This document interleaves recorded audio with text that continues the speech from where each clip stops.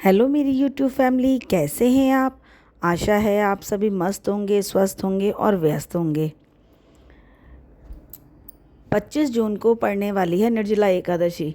निर्जला एकादशी व्रत की कथा महाभारत काल से जुड़ी है। इसके अनुसार महाबली भीमसेन को भूख अधिक लगती थी, जिससे वे एकादशी का व्रत नहीं कर पाते थे। तभी महर्षि वेदव्यास ने उन्हें ज्येष्ठ मास के शुक्ल पक्ष की निर्जला एकादशी करने की सलाह दी थी, जिसके प्रताप से उन्हें साल भर के व्रतों का पुण्य प्राप्त हुआ। इसकी पूरी कथा इस प्रकार है। एक समय की बात है कि जब पांचों पांडव और द्रौपदी महर्षि वेदव्यास से धर्म, अर्थ, काम और मोक्ष के बारे में चर्चा कर रहे थे, तब भीमसेन ने हाथ जोड़कर महर्षि से कहा, हे गुरुदेव, मेरे परिवार के सभी सदस्य युधिष्ठिर, अर्जुन, नकुल, सहदेव और द्रौपदी एकादशी का व्रत रखते हैं और एकादशी को अन्न व जल ग्रहण नहीं करते, लेकिन मुझसे बिना खाए पिए नहीं रहा जाता।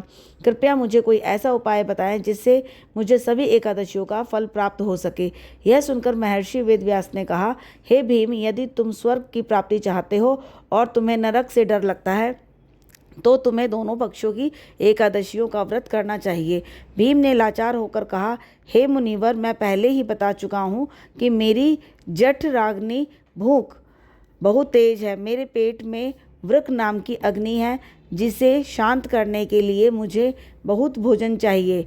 मैं एक दिन तो क्या, एक समय भी बिना खाए नहीं रह सकता। आप मुझे कोई ऐसा एक व्रत बताएं जिसके करने से मुझे साल भर के व्रतों का पुण्य मिल जाए। तभी महर्षि वेदव्यास ने समाधान बताते हुए कहा, ज्येष्ठ मास के शुक्ल पक्ष की एकादशी को निर्जला एकादशी कहते हैं। इस दिन तुम्हें बिना जल और अन्न के उपवास रखना है। इस एक दिन के व्रत से तुम्हें वर्ष भर की सभी 24 एकादशियों का पुण्य फल प्राप्त हो जाएगा। महर्षि की बात सुनकर भीम ने पूरे नियम निष्ठा के साथ यह व्रत, कठिन निर्जला व्रत रखा। इस व्रत के प्रभाव से भीमसेन अत्यंत दुर्बल हो गए थे, लेकिन उन्होंने अपना व्रत सफलतापूर्वक पूरा किया। इसी कारण ये निर्जला एकादशी को भीमसेनी एकादशी या पांडव एकादशी के नाम से भी जाना जाता है। इसका महत्व, इस व्रत को करने से जीवन के सभी पाप धुल जाते हैं और अंत में मोक्ष की प्राप्ति होती है। जो भक्त इस कथा को श्रद्धापूर्वक सुनते या पढ़ते हैं, उन्हें बैकुंठ लोक की प्राप्ति होती है।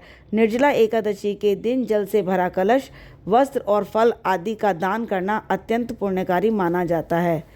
जय श्री हरि, जय श्री विष्णु, जय श्री श्याम।